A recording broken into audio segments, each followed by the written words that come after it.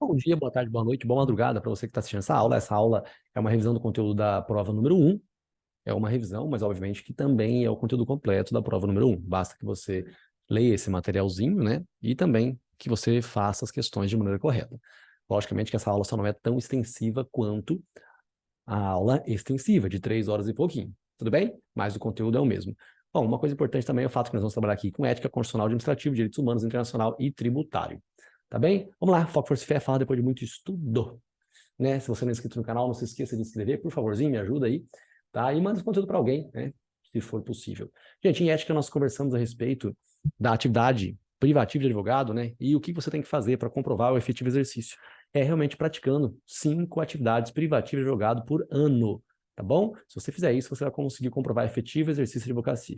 Tá aí, essa comprovação vai ajudar você a passar em concurso público, vai ajudar você a fazer mesmo, vai ajudar você a compor mesa diretora de um conselho, né, com prazo de 5 anos, se você exercer essa atividade privativa, né, por esse período, 3 anos no caso de conselheiro e tudo mais. Expliquei as diferenças entre renúncia, revogação, subestabelecimento com e sem reserva de poderes.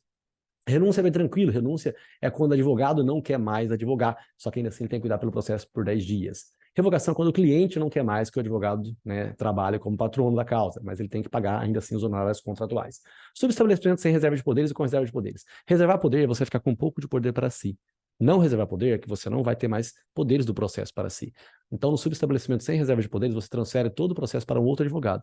É quase igual à renúncia. Acontece que, no caso da renúncia, você não quer, né, independentemente de qualquer coisa, o cliente que se ferre. Agora, no caso do subestabelecimento sem reserva de poderes, você não quer, mas você já passa para um outro advogado e os clientes acabam sabendo dessa transferência de processo. Então, existe a aquiescência, existe a concordância do cliente, no caso do subestabelecimento sem reserva de poderes. Tá bom? No subestabelecimento com reserva de poderes, você imaginar um grande escritório em que o proprietário ele transfere atividades, né, transfere atos processuais para serem realizados por outros advogados.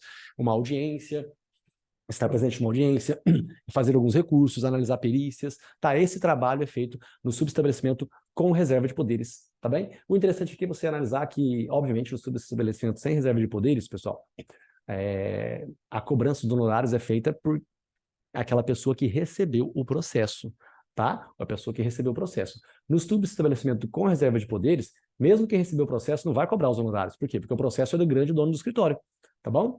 Beleza? É lógico que pode estar previsto no contrato a possibilidade do advogado subestabelecido cobrar, mas é uma outra história.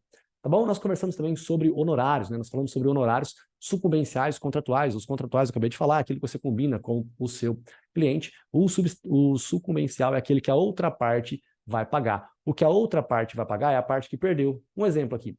Imagine que você tenha um credor, né, que é seu cliente, de 500 mil reais. Você combina 10% com ele. Então, você vai ganhar 50 mil dele. O outro lado, o devedor tem que pagar 500 mil. Mas se o juiz arbitrar 10% de sucumbência, de 10% a 20%, né, se ele arbitrar 10%, o devedor tem que pagar 550. Então, você vai receber 50 do devedor e 50 do credor. Você vai receber 100, o teu cliente vai receber 450 e o devedor vai pagar 550, porque ele vai pagar tanto os 500 que ele devia e vai pagar também, né, a sucumbência arbitrada pelo juiz. Certo? Gente, nós estávamos conversando aqui sobre procuração. Procuração não tem prazo, tá? As procurações, mesmo em atos extrajudiciais, ela não possui prazo. Nos casos, né, de atos extrajudiciais, não tem prazo mesmo, não precisa, nem no ato judicial. É possível que você estabeleça, sim, o prazo de duração de uma procuração, mas, em regra, eles não têm prazo, tá? Elas não possuem prazo. Conversei sobre o Tribunal de Ética e Disciplina, disse que os processos que acontecem dentro dele são segredo de justiça, só não é segredo de justiça, obviamente, para quem faz parte do processo. Se você perder, a setinha, ela riscou, ela saiu daqui e foi para dentro do próprio Conselho Seccional. Então, de uma decisão dada pelo Tribunal de Ética e Disciplina, o recurso é para o próprio Conselho Seccional. Assim como também das decisões dadas pelo presidente do Conselho Seccional, o recurso é para o próprio Conselho Seccional.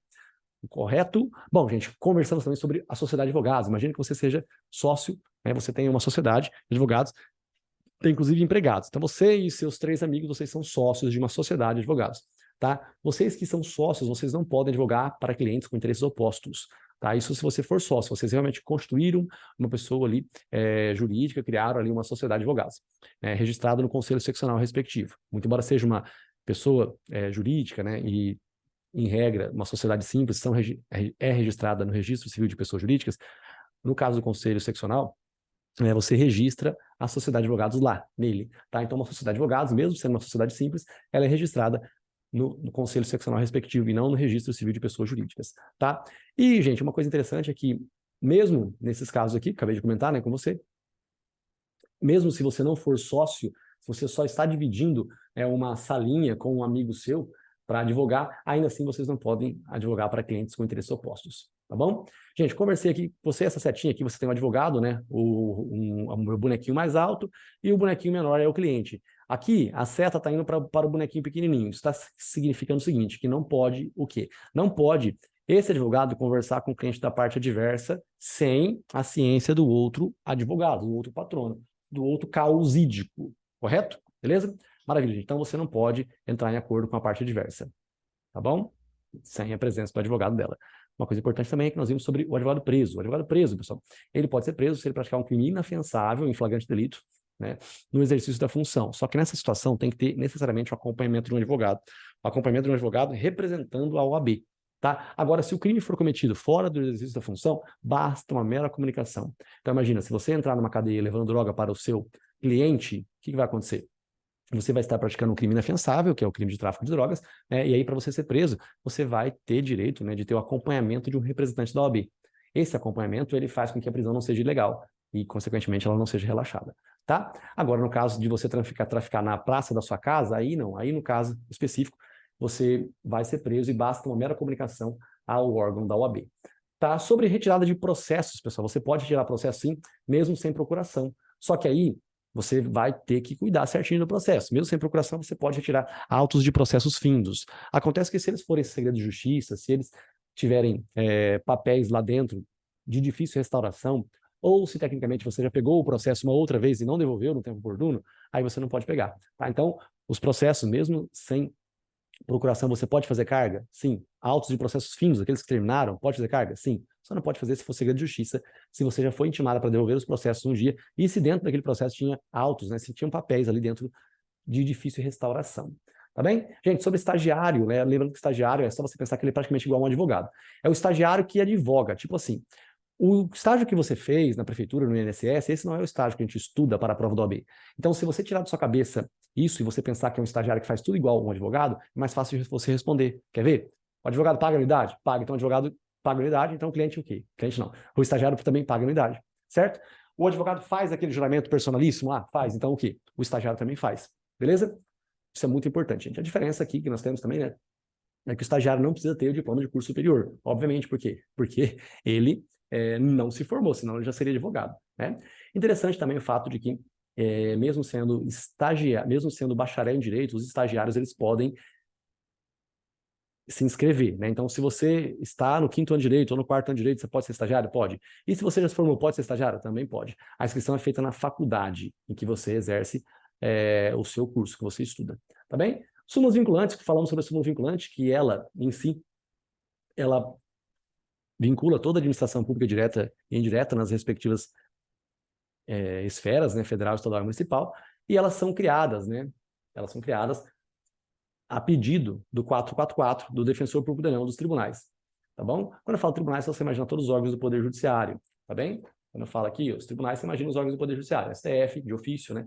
STJ, TST, TSE, STM, que é o Superior Tribunal Militar, os tribunais regionais, o Defensor Público da União e o 444. Aqui eu não coloquei, mas tem município. O município envolvido com uma causa específica também pode pedir a edição, a revisão e o cancelamento de uma súmula vinculante, tá bom?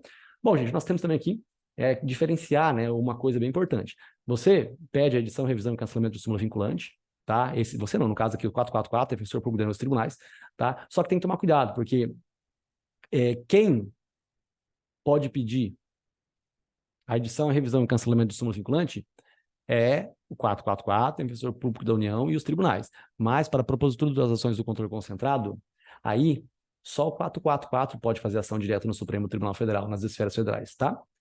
Os defensores públicos da União aqui, os tribunais, não. Beleza?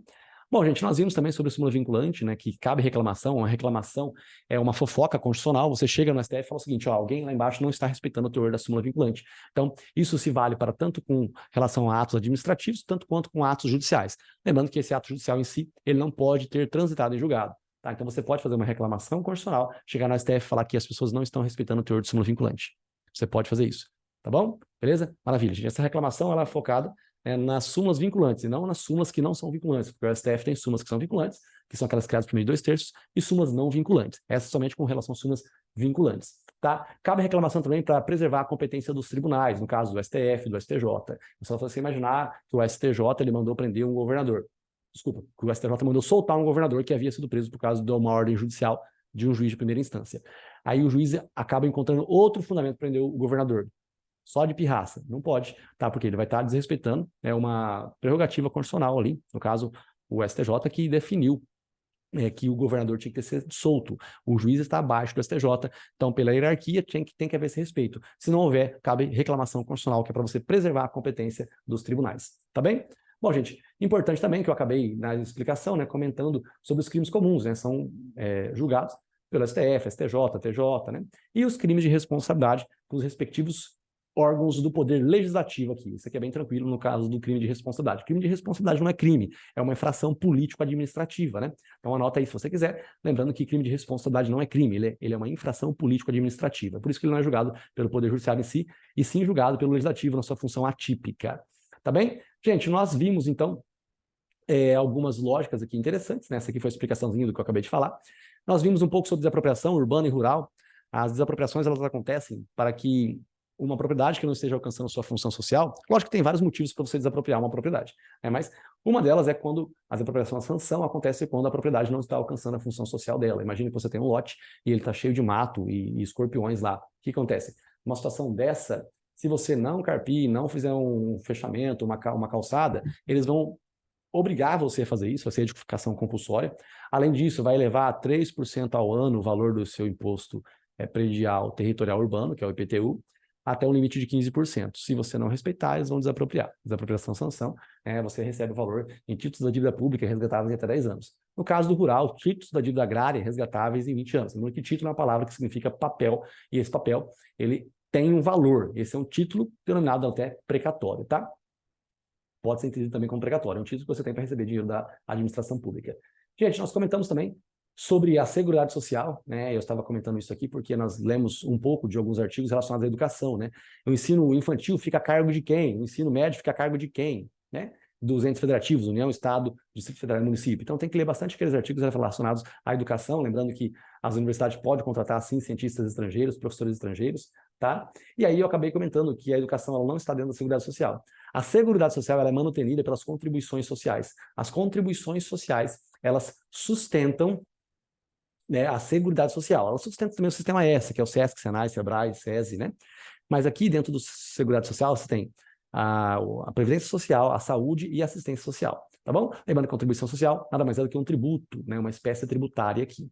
Gente, comentei com vocês também a importância, né, que é possível, sim, uma cautelar dentro de uma ação do controle concentrado de constitucionalidade. Eu falei que nos atos normativos primários, que retiram sua validade da própria Constituição, e os atos normativos secundários, que retiram a força da lei. É só você imaginar que o direito administrativo ele é o estudo do administrador, né? Então você sabe que o Poder Executivo, o que ele faz? Ele aplica as coisas da lei. O Poder Executivo ele aplica as coisas da lei. Tá? O que está previsto na lei vai ser aplicado pelo Executivo. Só que se a lei estiver errada, os atos administrativos serão o quê? Automaticamente errados. Certo? Então, às vezes você faz uma DI, como ela vai demorar muito tempo para ser julgada, você pede uma cautelar. Por meio de maioria absoluta, o STF pode conceder essa cautelar. Ela vai fazer o quê? Ela vai fazer suspender os atos administrativos. Ou seja, aqueles atos que estavam aplicando a lei, que você está buscando a inconstitucionalidade, eles não vão mais ser realizados. Beleza? Gente, em direitos humanos, eu mostrei um pouco aqui sobre o sistema regional e o sistema global. Falei sobre a Convenção Europeia de Direitos Humanos e a Convenção Interamericana de Direitos Humanos. Aqui dentro da Convenção Interamericana de Direitos Humanos, nós temos as duas comissões, Comissão de Direitos Humanos e a Corte Interamericana de Direitos Humanos. Tá? Isso aqui tudo são membros aqui da Organização dos Estados Americanos. Tá bem? Bom, a comissão, pessoal, aqui eu vou dar uma dica de direitos humanos. A dica de direitos humanos é a seguinte: toda vez que você for resolver questões de direitos humanos, você tem que focar naquilo que mais beneficia o índio, mais beneficia a vítima, mais beneficia o presidiário, mais beneficia um quilombola, tá? Aquilo que mais pune o agressor. Imagina um empregador. O empregador, ele exigiu ali da mulher uma revista íntima. O que vai acontecer com esse empregador? As piores coisas possíveis. Ele vai responder criminalmente, vai responder civilmente, ele vai responder administrativamente, ele vai sofrer ali impedimentos de receber benefícios fiscais, tá? Ele tem um monte de punição que ele vai sofrer. Tá bom? É só você imaginar também, direitos humanos, né? Um imigrante, uma pessoa que veio para o Brasil aqui sem documentação, ela pode trabalhar? Pode. Vai ter direito a RG? Vai. Ela vai ter direito de trazer os familiares para cá? Vai. E ela vai ter tudo quanto é direito que você pensar. A única restriçãozinha é que ela não pode sair do Brasil a hora que ela quer. porque se ela está aqui dentro, né, ela está pedindo um auxílio, então ela não pode ser o que ela quer, ela tem que comunicar os órgãos respectivos, tá? Gente, comentei aqui sobre direitos humanos, sistema global e sistema regional. A ONU aqui, ela tem órgãos, né? Secretariado, Conselho de Segurança, a Assembleia Geral da ONU, Conselho de Tutela e a Corte Internacional de Justiça. Corte Internacional de Justiça é diferente de Corte Interamericana de Direitos Humanos, tá? O Conselho de Segurança e a Assembleia Geral da ONU, eles podem pedir pareceres à Corte Internacional de Justiça. Eles pedem, então, pareceres à Corte Internacional de Justiça, que é muito importante. Pedir parecer, pessoal, eles que pedem, tá? Eles que pedem sobre qualquer assunto. Agora, países, é possível que países peçam? Raramente, tá? Raramente o país pode pedir, mas acontece que ele pode pedir se, eventualmente, o assunto estiver relacionado com ele em si, tá? Bom, gente, eu comentei também sobre o Mercosul, que aí eu falei sobre o Tribunal Permanente. O Tribunal Permanente foi um tribunal que foi criado aqui no Mercosul para julgar causas. Quando ele julga causas, o julgamento dele vai vincular. Agora, quando ele dá um mero parecer, aí não vincula. Imagina que o Brasil ele esteja ali querendo mudar o tipo da tarifa que vai ser de produtos entre Brasil e Argentina. Aí ele busca um parecer para o Tribunal Permanente Internacional. O tribunal ele vai dar uma opinião, só que essa opinião não vincula a decisão do Brasil sobre as tarifas. Sabeu? Tá bom? Beleza? Então é isso aqui, gente. Tá? Lembrando, qualquer dúvida, qualquer pedacinho que eu tenha explicado aqui meio rápido, tá? Você pode rever na aula ou você pode me perguntar abaixo desse vídeo aí. Você pega e fala, Rafael, você poderia explicar tal coisa? Eu pego e mando, né? Eu digito ali e explica para você bem tranquilo. Tá? Comentei sobre a Carta Magna de 1215. Nasceu ali o devido processo legal. Lembrando que o fato de nascer o devido processo legal lá não significa que tenha nascido habeas corpus lá. Habeas corpus nasceu, né, em 1679, tá? É legal isso aqui que você verifica que mais de 400 anos depois que foi documentar realmente o direito a um habeas corpus. Em direito tributário, pessoal, nós tratamos um pouco dos impostos, né? Comentei com vocês que imposto tem competência específica, só que taxa e contribuição de melhoria não. Todos os entes federativos podem fazer. Beleza? Bom, falamos aqui que os tributos eles servem para manter os direitos de segunda dimensão, tá? Educação, saúde, previdência, eles servem para custear o Estado, tá bem? E, na verdade, a maioria das pessoas precisa de auxílio do Estado, né? Na saúde, na educação, então por isso que quem paga o tributo acaba mantendo essas situações todas, tá bem? Bom, gente, a função do tributo é realmente função arrecadatória, né? Para encher os cofres públicos, só que existem alguns tributos que têm caráter extrafiscal. Tá, a CID de combustível, por exemplo, que é a contribuição de intervenção do domínio econômico, tá? Ela tem caráter extrafiscal, assim como o ICMS combustível também tem caráter extrafiscal. ICMS é Imposto de Circulação de Mercadorias e Serviços. Então, entre um estado e outro também tem ICMS, entre municípios e municípios tem ICMS. Então, tem também essa função extrafiscal para regular o mercado, tá? Aí eu dei alguns exemplos, falei do Fernando Collor de Mello, comentei também a respeito de o imposto extrafiscal. Eu esqueci. No caso do Fernando Collor de Mello, ele disse que ele aumentou o valor do imposto de importação para não quebrar as empresas automobilísticas aqui dentro do Brasil, né? Bom, gente, comentamos também sobre formas de você não pagar tributos, como imunidade, isenção e alíquota zero, tá? É assim que você não paga tributo. Imunidade é porque está previsto na própria Constituição que você não vai precisar pagar um tributo, tá bom? Então aí você tem lá a imunidade dos entes federativos para com relação a impostos, né? Vamos retificar aqui, vamos retificar, frisar bastante que a imunidade é de impostos. Nós temos 5 espécies tributárias: contribuição de melhoria, taxa, impostos, contribuição social e empréstimo compulsório. O que tem imunidade entre os entes federativos, a imunidade respectiva ali, né, a imunidade recíproca entre eles, é com relação a impostos, ou seja, a União não vai pagar IPTU, a Receita Federal não vai pagar IPTU, o INSS não vai pagar IPVA, tá? É isso daí, correto? Então, essa é a imunidade de impostos, tá? A imunidade está prevista na própria Constituição. Revistas, jornais, periódicos, né, isso aí tudo tem imunidade de impostos. Certos sindicatos, se o valor que eles recebem ali for direcionado para os afiliados, também é imunidade de impostos. Gente, imunidade de impostos não é imunidade de tributo, ou seja, a Receita Federal vai pagar a taxa de coleta de lixo, certo? Isso acontece, a não ser que exista uma isenção específica. Isenção é uma lei, pessoal.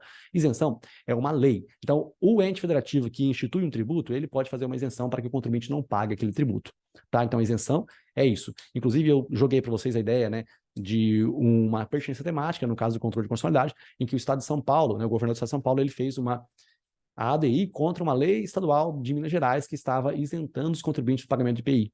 Tá? Se o IPI é de competência da União, a União que poderia isentar o contribuinte do pagamento desse tributo em si, e não o Estado. Por isso que havia pertinência temática entre o governador do Estado de São Paulo e o caso da lei estadual de Minas Gerais. Gente, isso aí, Foco Força Fé, Fara de Estudo. Um beijo do Marcos, se você realmente assistiu até agora. Pô, não deixa de curtir, tá? E se você puder, um tempinho, dá um cliquinho ali no soquinho assim, dá um soquinho aí. E qualquer dúvida, pessoal, entre em contato também. Se você não se inscreveu no canal, se inscreva no canal. Essa aula aqui você pode encaminhar para algum amigo seu, caso ele queira rever, né? Ou ver pela primeira vez. E nós estamos aqui para isso, pessoal, beleza? Mais uma vez, então, Foco, Força, Fé, fala depois de muito estudo e lembre-se, o estudo transforma a sua vida, tá? Vamos que vamos. Tchau.